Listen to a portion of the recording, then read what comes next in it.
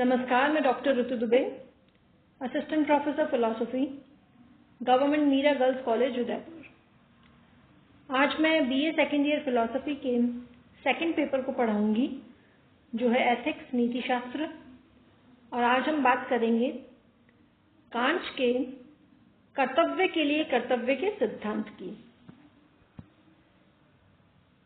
Ethics से related अपने पिछले वीडियो में हमने कांट को प्रारंभ किया था और वहां मैंने स्पष्ट किया था कि कांट के मतानुसार केवल कर्तव्य की चेतना के द्वारा प्रेरित संकल्प ही नैतिक या शुभ संकल्प है। इससे स्पष्ट है कि शुभ संकल्प का कर्तव्य के साथ अनिवार्य संबंध है। कांट का विचार है कि मनुष्य सदैव शुभ संकल्प के अनुसार कार्य नहीं कर पाता, क्योंकि उसकी भावनाएं, प्रवृत्तियां और इच्छाएं इसमें बाधक सिद्ध होती हैं। इन प्रवृत्तियों, भावनाओं, इच्छाओं के कारण ही उसके आचरण में शुभ संकल्प की अभिव्यक्ति स्वतः नहीं हो पाती, बल्कि इसका आधार कर्तव्य की चेतना होती है। कर्तव्य की चेतना में सभी प्रकार की बाधाओं पर विजय प्राप्त करने का या फिर बाध्यता का जो तत्व है वो निहित रहता है। कांट का कथन है कि यदि मनुष्य पूरी तरह से बौद्धिक प्राणी होता और उसकी इच्छाएं, भावनाएं और प्रवृत्तियां उसके शुभ संकल्प की अभिव्यक्ति में बाधा नहीं डालती, तो उसके लिए कर्तव्य और उसकी बाध्यता की कोई आवश्यकता ही नहीं थी। ऐसे प्राणी का संकल्प तो पूर्ण रूपेण शुभ होता और वो प्रयास किए बिना ही सदैव शुभ कर्म करता। इस प्रकार के पूर्णतः बौद्धिक प्राणी के संकल्प को कांट ने पवित्र संकल्प की संज्ञा दी है। शुभ संकल्प के विपरीत इस पवित्र संकल्प को किसी प्रकार की बाधाओं का सामना नहीं करना पड़ता, अतः शुभ कर्मों में इसकी स्वतः अभिव्यक्ति होती है। परंतु कांट का विचार है कि ऐसा पवित्र संकल्प तो केवल ईश्वर में ही हो सकता है, मनुष्य में नहीं। भावनाओं, इच्छाओं और प्रवृत्तियों से प्रभावित होने के कारण मनुष्य पूर्णतः बौद्धिक प्राणी नहीं है, अतः उसमें पवित्र संकल्प के स्थान पर केवल शुभ संकल्प ही हो सकता है। मनुष्य का स्वभाव भी कुछ ऐसा है कि उसके फलस्वरूप शुभ संकल्प की स्वतः शुभ कर्मों में अभिव्यक्ति नहीं होती और उसे अनेक बाधाओं का सामना करना पड़ता है, जिन पर विजय प्राप्त करने के लिए मनुष्य में कर्तव्य की चेतना का होना अनिवार्य है। इस प्रकार कांट के विचार में केवल अंशतः बौद्धिक प्राणी होने के कारण मनुष्य कर्तव्य की चेतना के द्वारा बाध्य होकर शुभ संकल्प के अनुरूप कर्म करता है। तो यहाँ स्वभावतः ये प्रश्न उठता है कि कर्तव्य से कांट का अभिप्राय क्या है। ये ठीक है कि उन्होंने कहा कि कर्तव्य में एक प्रकार की अनिवार्यता या बाध्यता पाई जाती है, जिसके कारण मनुष्य इच्छा न होते हुए भी अपने कर्तव्य का पालन करने के लिए प्रेरित होता है, और मुख्यतः इसी तथ्य को ध्यान में रखकर कांट ने कर्तव्य की परिभाषा दी है। उनका कहना है कि नैतिक नियम के प्रति सम्मान की भावना से प्रेरित होकर इसी नियम के अनुरूप कर्म करने की जो अनिवार्यता है वही कर्तव्य है। इस प्रकार कांट के विचार में कर्तव्य की चेतना ही मनुष्य को ऐसा कर्म करने के लिए प्रेरित कर सकती है जो उसकी स्वाभाविक इच्छा या प्रवृत्ति के विरुद्ध होते हुए भी उसका कर्तव्य है।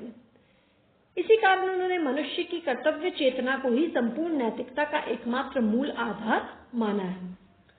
उनका निश्चित मत है कि मनुष्य के केवल उसी कर्म का नैतिक मूल्य है जो उसकी इस कर्तव्य चेतना के द्वारा निर्धारित होता है। अपने इस मत को स्पष्ट करने के लिए कांट ने मानवीय कर्मों को 3 वर्गों में विभाजित किया। पहला तो वो जो तात्कालिक संवेग, इच्छा या प्रवृत्ति के द्वारा प्रेरित कर्म है। दूसरा अपने हित या कल्याण के लिए सोच समझकर किए जाने वाले कर्म हैं। तीसरा केवल अपने कर्तव्य का पालन करने की चेतना से प्रेरित कर्म।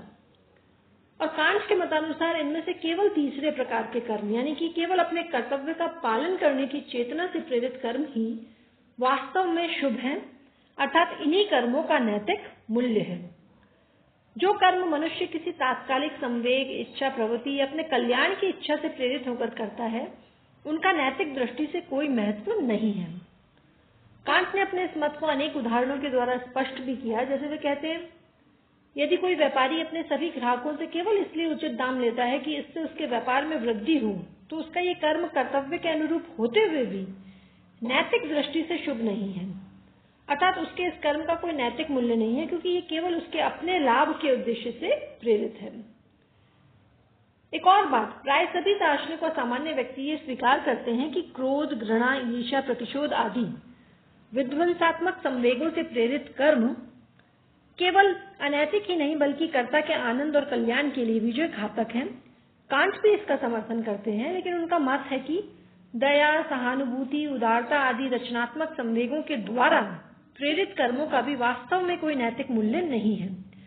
वे ये मानते हैं कि इन रचनात्मक संवेगों के द्वारा प्रेरित कर्म निश्चय ही प्रशंसनीय हैं, लेकिन उनका विचार है कि मूलतः संवेगात्मक हैं। ये जो कर्म है ये है तो मूलतः संवेगात्मक ही, और इस कारण ये कर्म भी नैतिक दृष्टि से शुभ नहीं है। जैसे यदि कोई व्यक्ति केवल दया या सहानुभूति से प्रेरित होकर किसी दुखी प्राणी की सहायता करता है तो कांट के मतानुसार उसका ये कर्म प्रशंसनीय अवश्य है, उसकी प्रशंसा की जा सकती है, किंतु उसका कोई नैतिक मूल्य नहीं है।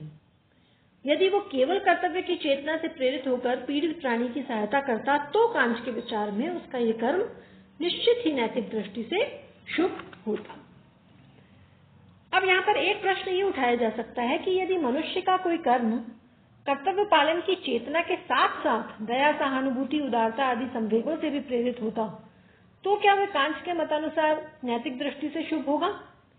तो इस प्रश्न के उत्तर में कांट कहते हैं कि यदि वो कर्म केवल कर्तव्य पालन की चेतना के द्वारा ही निर्धारित हुआ है तो इसके साथ अन्य संवेगों के होते हुए भी उसका नैतिक मूल्य कम नहीं होता। दरअसल जो कांट है वो मनुष्य के जीवन में दया, सहानुभूति, उदारता आदि संवेगों के महत्व को स्वीकार करते हैं, क्योंकि उनके विचार में ये संवेग हमारे कर्तव्य पालन में सहायक हो सकते हैं, परंतु केवल इन्हीं संवेगों के द्वारा प्रेरित कर्म प्रशंसनीय होते हुए भी उनके मतानुसार नैतिक दृष्टि से शुभ नहीं है। क्यों? क्योंकि उनके मूल में कर्तव्य पालन करने की चेतना का अभाव है, जो वास्तव में नैतिकता का एकमात्र मूल आधार है। यहाँ ये स्पष्ट कर देना भी आवश्यक है कि किसी कर्म के नैतिक मूल्य की दृष्टि से कांट उसके परिणामों को कोई महत्व नहीं देते। परिणाम मूलक नैतिक सिद्धांतों के जितने भी परिणाम मूलक नैतिक सिद्धांत हुए उनके सभी समर्थकों के विरुद्ध उनका कथन है कि इच्छित या वास्तविक परिणामों के आधार पर किसी कर्म का नैतिक मूल्य निर्धारित नहीं किया जा सकता। यदि परिणामों के आधार पर ही आप कर्मों का मूल्यांकन करेंगे तो किसी कर्म को जो हमारा कर्तव्य है उसे करने के आदेश का रूप क्या होगा? उसका रूप ये होगा कि यदि अमुक परिणाम हो तो इसे करो। दूसरे शब्दों में ये जो आदेश है वो सापेक्ष होगा और इस प्रकार नैतिक आदेश की जो निरपेक्षता है वो समाप्त हो जाएगी। इसी कारण कांट का विचार है कि किसी कर्म का नैतिक मूल्य केवल उसके मूल में निहित कर्तव्य पालन करने की चेतना पर ही निर्भर है, उस कर्म से उत्पन्न होने वाले परिणामों या इन परिणामों को उत्पन्न करने की इच्छा पर नहीं। यही कारण है कि जितने भी परिणाम मूलक सिद्धांत हुए, स्वार्थवाद, सुखवाद, उपयोगितावाद आदि, उन सबका ये खंडन करते हैं। कांट का विचार है कि हमें कर्मों के परिणामों की चिंता किए बिना केवल कर्तव्य का पालन करने के विचार से प्रेरित होकर ही अपने समस्त कर्म करने चाहिए। इसका कारण यह है कि कांट के मतानुसार मनुष्य की कर्तव्य चेतना ही वास्तव में संपूर्ण नैतिकता का मूल आधार है। अब यहाँ ये उल्लेखनीय है कि बहुत ही प्राचीन काल में भगवान कृष्ण ने श्रीमद् भगवत गीता में लगभग इसी सिद्धांत का प्रतिपादन किया था। कुरुक्षेत्र की युद्ध भूमि में अर्जुन जब बांधवजनों के मोह के फलस्वरूप अपने कर्तव्य को भूल गया तो उसे स्व कर्तव्य का ज्ञान कराते हुए श्री कृष्ण ने यही कहा था कि तुम्हें फल की चिंता किए बिना अपने कर्तव्य का पालन करना चाहिए, क्योंकि कर्म पर ही तेरा अधिकार है, उसके फल पर नहीं। जिसे गीता में निष्काम कर्म का सिद्धांत भी कहा गया है। गीता के उस सिद्धांत और जो कांट का कर्तव्य संबंधी सिद्धांत है उसमें बहुत समानता है।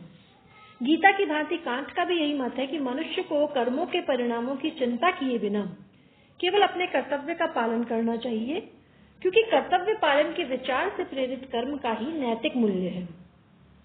दूसरे शब्दों में कांट के मतानुसार जब मनुष्य केवल कर्तव्य के लिए अपने कर्तव्य का पालन करता है तो इससे किसी भी अन्य उद्देश्य की पूर्ति की इच्छा नहीं करता है, तभी उसका कर्म वास्तव में नैतिक दृष्टि से शुभ माना जा सकता है। यहाँ एक और विचारणीय प्रश्न ये है कि कांट का ये जो कर्तव्य के लिए कर्तव्य संबंधी सिद्धांत है इसमें आनंद का क्या स्थान है, क्योंकि कांट के विरुद्ध प्राय ये कहा जाता है कि वह मनुष्य के जीवन में आनंद की पूर्णतः उपेक्षा करते हैं, लेकिन वास्तव में ये मत अनुचित है। कांट के मतानुसार पूर्ण शुभ में शुभ संकल्प के साथ साथ आनंद का भी समावेश होता है। यही नहीं, कर्तव्य का पालन करने में भी वे आनंद के महत्व को स्वीकार करते हैं। आनंद प्राप्त करना उन्होंने मनुष्य का परोक्ष या अप्रत्यक्ष कर्तव्य भी माना है।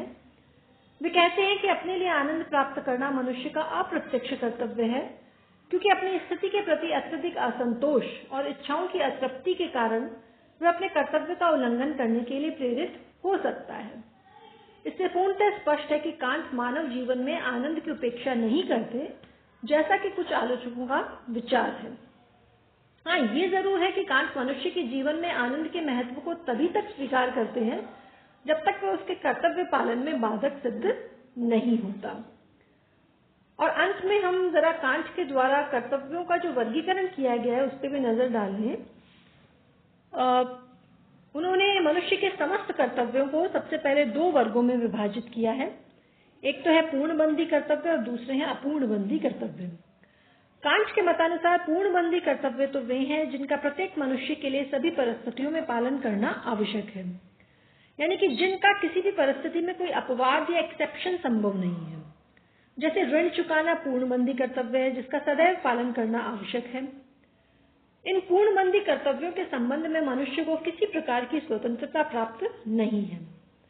कांट के मतानुसार हमें प्रत्येक परिस्थिति में पूर्णबंदी कर्तव्यों का अवश्य पालन करना चाहिए।